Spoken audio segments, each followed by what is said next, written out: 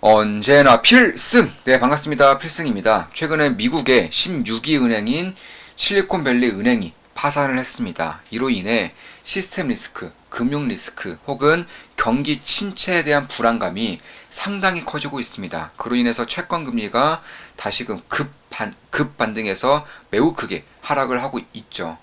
이런 가운데 저는 경기 침체에 대한 그런 가능성에 대해서 주목을 해야 될 필요가 있다고 보고 있어요. 실제로 작년 하반기에 장단기 금리 역전이 이루어진 이후에 거의 1년이 다 되어가는 지금 시점에서는 충분히 리세션에 대한 그런 모습들을 볼 수 있는 시그널들이 하나둘 뜰 수 있을 것이라고 보고 있습니다. 역사적으로도 장단기 금리 역전이 되었을 때는 한 4년 내에 100%로 경기 침체가 발생이 되었고요. 다만 이번에는 제가 조금 더 빠르게 예상하는 이유는 장단기 금리의 역전 폭이 역대급이기 때문에 그렇습니다. 실제로 1980년대 초, 마지막에 1980년대 초에 장단기 금리 역전이 대략 1% 가까이 나섰습니다. 그로부터 42년 뒤죠. 정확히 43년 뒤에 제3년도에 장단기 금리 역전이 1% 이상 나고 있어요. 43년 만에 장단기 금리 역전이 1%까지 벌어졌다는 겁니다. 이런 가운데서는 사실 단기 금리로 충당을 해서 장기 금리로 대출을 해줌으로써 이익을 보는, 스프레드 이익을 보는 은행권들에서는 상당한 타격이 될 수밖에 없고요. 은행들은 대출을 해주면 해줄수록 리스크가 매우 커지기 때문에 대출을 안 해주고 심지어 못 해주는 경우도 발생을 합니다. 이런 가운데서는 이제 경제에 피라고 할 수 있는, 혈액이라고 할 수 있는 대출이, 돈들이 돌지 않기 때문에 경기가 매우 빠르게 악화되는 것이고, 경기 악화는 곧 경기 침체를 뜻하죠.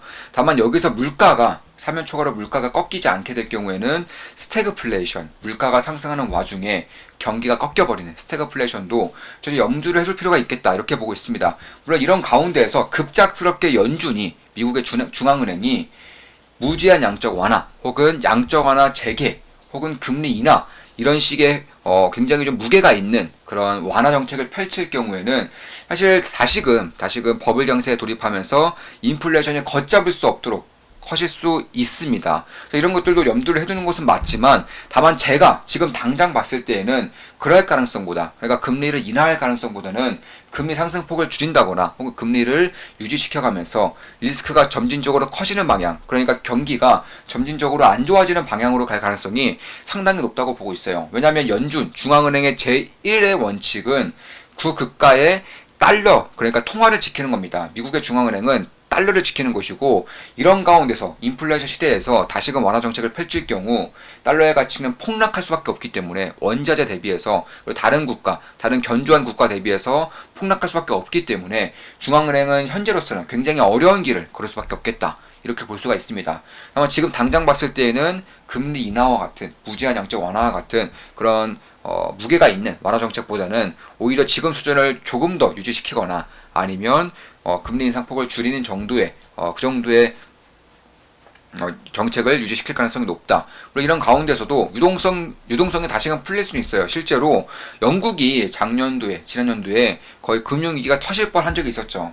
그 당시에 영국의 중앙은행이 이제 발벗고 나서면서 다시금 유동성을 증가시키는 그런 경우가 있었었는데, 미국도 이런 정도의 정책을 펼칠 수는 있어요. 다만 유동성 증가와 양적 완화, 특히 무제한 양적 완화는 전혀 다른 얘기입니다.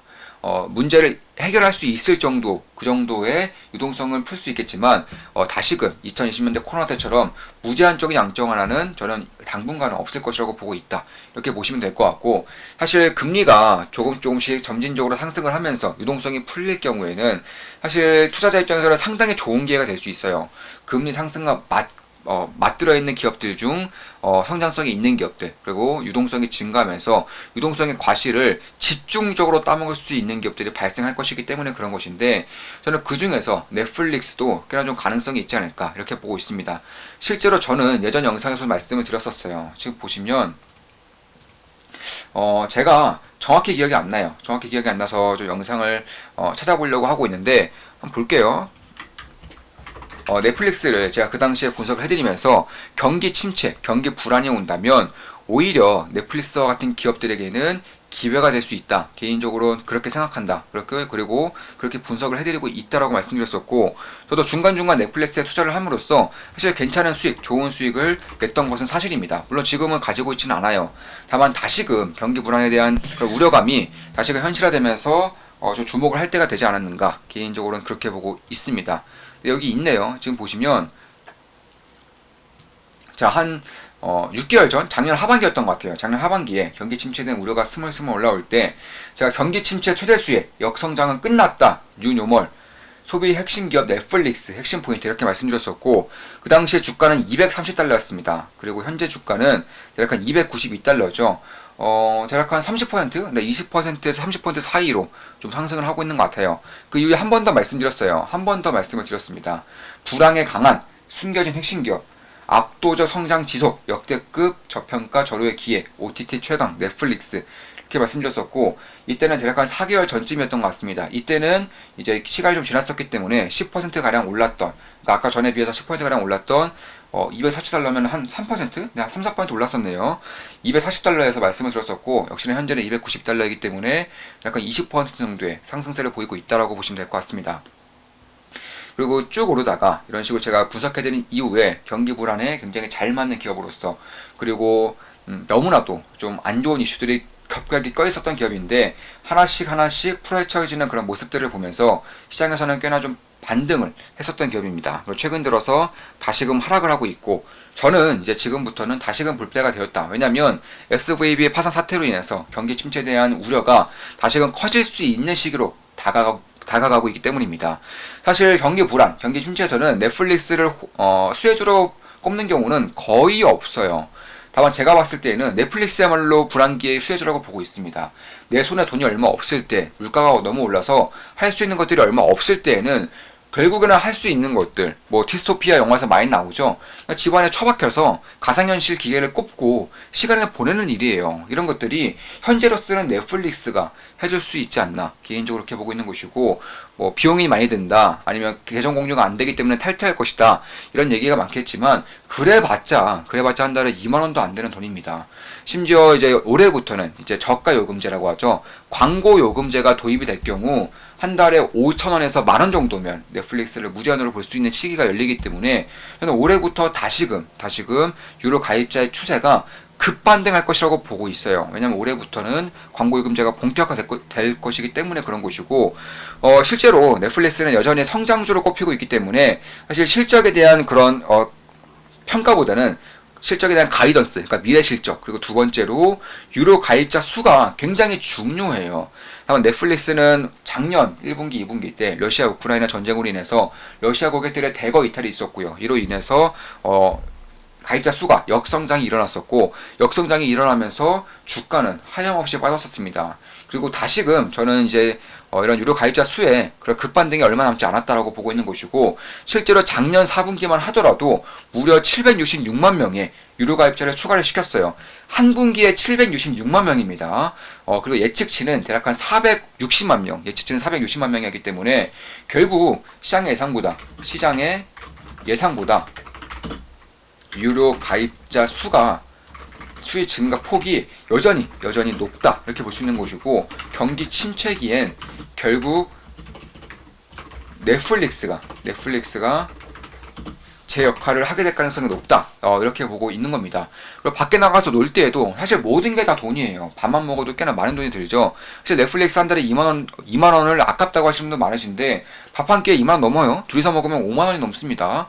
그래서 그런 것들을 봤을 때 저는 굉장히 저렴하게 시간을 즐겁게 보낼 수 있는 그런 모델을 가지고 있는, 사업 모델을 가지고 있는 넷플릭스가 수혜주로 꼽힐만 하다라고 보고 있고, 실제로 경기 침체가 다가오면 다가올수록 오히려 가입자 수가 증가를 하면서 현재 가지고 있는 밸류에이션이 리레이팅 될 가능성이 상당히 높아지지 않나, 그렇게 보고 있습니다. 실제로 넷플릭스의 그런 뭐랄까요, 가치 밸류에이션을 보면 사실 그 지난달이라고 하면 지난날이라고 했습니다. 대략 한 2년 전, 한 3년 전까지만 하더라도 PER이 70 이하로 떨어졌던 것이 거의 없어요. 근데 현재 기준으로 PER이 거의 20대까지 떨어졌기 때문에 저는 굉장히 지금으로서는 고평가라고는 보지 않는다. 이렇게 보고 있는 것이고, 가입자 측면에서 사실 광고 기반의 저가 모델이 굉장히 인기를 끌고 있어요. 실제로 넷플릭스에서 발표한 것이긴 하지만 네, 이런 것들은 좀 믿을 수는 없지만 그럼에도 한번 제가 말씀을 드려볼게요. 일단 기존에 구독을 해지하는 고객들이 있었을 거예요. 해지를 할 때 뭐 설문조사를 받았다거나 이런 식으로 설문조사를 받았을 텐데 그 당시에 저가형 광고 모델, 그러니까 지금 모델에서 대략 한 반값 정도의 모델이 나왔을 경우, 다만 광고를 봐야 될 경우 재가입을 하겠느냐에 대한 그런 설문조사가 있었다고 합니다. 그런데 무려 50%, 대략 절반가량이 만약에 가격이 하락하고 그리고 광고를 넣는다고 하더라도 절반가량이 넷플릭스를 재구독하겠다 이렇게 밝혔었고요. 특히 이제 넷플릭스에 대한 구독을 아직까지도 하지 않은 그런 가구들 중에서 55%, 대략 50% 이상이 만약에 요금이 저렴해질 경우에는 신규 가입을 고려하겠다라고 밝히고 있습니다. 특히 우리가 생각하는 것만큼 넷플릭스의 그런 침투율이 높지가 않아요. 전 세계에서 대략 한 10%도 안 되는 그런 점유율을 가지고 있습니다. 실제로 전기차가 현재 올해 기준으로 점유율이 대략 한 15% 가까이 이제 올라오고 있다고 밝혀지고 있는데 넷플릭스의 OTT는 아직도 10% 언저리입니다. 그렇기 때문에 저는 TV가 가지고 있는 것들에 대해서는 여전히 넷플릭스가 뺏어올 수 있는 것들이 상당히 많다라고 보고 있는 것이고, 특히 넷플릭스를 부정적으로 보는 의견들 중에 하나가 경쟁자가 많다는 거예요. 뭐 우리가 알고 있는 디즈니 플러스라던가 훌루, HBO 맥스 이런 것뿐만 아니라 대한민국만 하더라도 뭐 티빙이라던가 혹은 지상파에서 할 수 있는 SBS가 하고 있는 그런 웨이브라던가 이런 것들이 있죠. 근데 이런 것들도 사실 저는 넷플릭스에는 딱히 영향도가 없을 거라고 보고 있어요. 물론 디즈니 플러스와 같은 그런 넷플릭스만큼의 자금력과 역량을 가지고 있는 기업들이라면 모를까. 사실 프랑스에서도 이런 일들이 있었습니다. 프랑스에서 지상파 3사라고 하죠. 대한민국 기준으로는 KBS, SBS, MBC와 같은 지상파 3사에서 넷플릭스와 똑같은 OTT를 만들었는데 망했어요. 네, 서비스를 하지 않겠다라고 이미 밝혔기 때문에 하다가 망한 겁니다. 망한 이유 중에 가장 첫 번째는 역시 자금력이었고요. 두 번째는 3사가 합세하다 보니까 의견들이 통일되지가 않았던 거예요. 모두 다 자기들에게 유리하게끔 나아가면서 결국에는 줄을 한 개를 이쪽으로 방향으로 당겼어야 되는데 줄 한 개를 이쪽 당기고 이쪽으로 당기고 이러면서 힘이 분산되었다. 이런 가운데 당연히 컨텐츠에 대한 퀄리티는 떨어질 수밖에 없는 것이고, 뭐 우리 또 가끔씩 말하죠. 이 재밌는 거를 중국 돈이 묻어서 재미가 없어졌다 이런 일들이 많은데, 사실 컨텐츠라는 것은 처음에 이제 창작해낸 사람들의 아이디어가 얼마나 많이 들어가느냐가 사실 재미와 퀄리티에 대한 부분에서는 상당히 많은 비중을 차지해요. 그런데 외부에서 이래라 저래라 감나라 배나라 이렇게 하는 순간 그 컨텐츠의 재미는 확연하게 떨어지는 경우가 상당히 많아요. 아마 프랑스에서도 이런 일들을 겪었을 것이고 결국에는 실패했다라는 것을 알 수 있습니다. 이런 것들에 비해서 넷플릭스는 일단 창작자의 그런 의도를 거의 반영이 된다라고 유명하죠. 특히나 우리가 알고 있는 그런 지상 3파의 광고를 넷플릭스가 지금 침범을 하겠다라는 거예요. 실제로 구글, 마이크로소프트, 애플도 마찬가지고 기존의 빅테크, 알리바바도 마찬가지고 텐센트도 마찬가지죠. TV가 가지고 있는 그런 헤게모니를 사실 그 누구도 탐낼 수가 없었습니다. 굉장히 벽이 견고했기 때문에 그런 것인데 이런 것들을 넷플릭스가 처음으로 깨부수겠다 나서고 있는 것이고 실제로 꽤나 성공적으로 지금까지는 나오고 있는 것이고 앞으로는 조금 더 성공적으로 나올 가능성이 광고 요금제를 통해서 나올 가능성이 있다. 개인적으로는 그렇게 보고 있습니다. 그 전까지만 하더라도 결국에는 다른 국가들의 판권을 사와서 그런 식으로 전 세계에 유통이 됐다면 이제 넷플릭스를 통해서 딱히 판권을 판다거나 뭐 로열티를 받는다거나 이런 거 할 필요도 없이 자동적으로 전 세계에 뿌려지기 때문에 특히 넷플릭스야말로 거의 전 세계에 런칭이 되고 있는 뭐 중국이라던가 러시아 이런 몇몇 공산주의 국가 빼고는 거의 전 세계에 런칭이 되고 있기 때문에 사실 제작자 입장에서도 뭐 KBS, MBC, SBS에 납품할래 아니면 넷플릭스에서 납품할래 이렇게 하면은 대부분이 넷플릭스에 납품하겠다라고 하고 있습니다. 그래서 그런 것들 봤을 때 앞으로 질 좋은 콘텐츠, 인재들이 맞는 콘텐츠가 과연 기존의 텔레그램 프로그램에 런칭이 될 것인가 아니면 넷플릭스에 런칭이 될 것인가에 대해서도 염두를 해둘 필요가 있다는 거예요. 그러니까 경기 침체뿐만 아니라 넷플릭스가 가지고 있는 역량이 경쟁자들 대비 너무나 뛰어나다는 겁니다. 너무나 압도적이라는 거예요. 따라서 만약에 이 시장이, OTT라는 시장이 특히 이제 TV뿐만 아니라 예능, 뭐 드라마, 영화뿐만 아니라 게임 시장에서도 이쪽에 대한 그런 사업 비즈니스를 늘리고 있기 때문에 그런 것들도 충분히 좀 볼 필요가 있지 않을까, 개인적으로는 그렇게 생각을 하고 있습니다. 따라서 지금부터는 다시금 어느 정도의 조정이 보였었기 때문에 지금부터는 주목할 만하지 않을까, 이렇게 보고 있어요. 실제로 제가 굉장히 좋아하는 투자자, 그러니까 많은 공부를 했던 투자자 중에 한 명이 워런 버핏이에요. 워런 버핏에 대해서는 제가 좋은만 기쁨 더하기, 그리고 필승 사단 멤버분들이 있는 분석방에서도 가끔씩 이제 말씀을 드리고 있죠. 워런 버핏이 밝혔었던 것 중에 하나가, 워런 버핏 하면 어떤 기업이 가장 먼저 떠오르나요? 누군가는 애플이라고 하겠지만 워런 버핏을 굉장히 장기적으로 지켜봤던 분들은 거의 대부분의 코카콜라를 꼽을 거예요. 실제로 코카콜라를 투자한 지가 이미 30년이 지났음에도 여전히 그 비중 그대로를 가지고 있는 것으로 유명하죠. 이에 따라서 배당금만 하더라도 굉장한 수익을 보고 있는 것이고, 그런데 이제 워런 버핏이 코카콜라를 처음으로 1990년대 초 이 정도에 처음으로 투자를 하면서 이런 것들을 밝혔어요.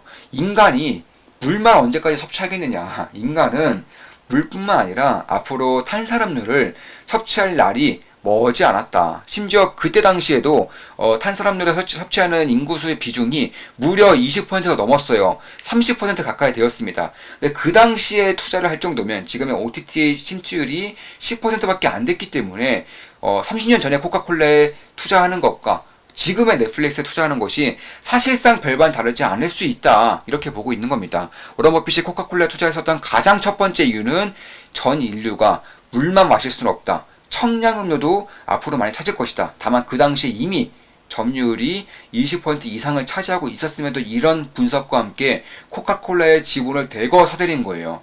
넷플릭스는 현재 침투율은 약 10%이고요. 광고요금제가 이제 막 나왔습니다. 빅테크도 건드리지 못했던 TV만의 그런 헤게모니를 넷플릭스가 깨부수고 있는 것들도 주목할 만하다. 그리고 지금 당장 단기적으로 봤을 때 경기 침체, 경기 불안으로 인해서 과연 사람들은 어떤 서비스를 가장 많이 찾을 것이냐, 저는 높은 확률로 그 중에 하나는 넷플릭스가 될 것이라고 보고 있습니다. 매우 싼 가격에 많은 시간을 즐겁게 보낼 수 있기 때문이죠. 자, 이것으로 방송 마치겠습니다. 지금까지 필승이었습니다. 넷플릭스에 대한 분석해드렸고, 경기 침체에서는 오히려 넷플릭스가 수혜를 볼 가능성이 높다. 심지어 지금 당장 봤을 때에도 성장성이 꽤나 높을 수 있다. 이런 것들을 위주로 말씀드렸습니다. 다들 아시죠? 제 모든 영상은 매수매도 추천 리딩 절대 아닙니다. 참고하시면 되겠습니다. 필승 구독, 알림 설정, 좋아요는 돈이 됩니다. 필승!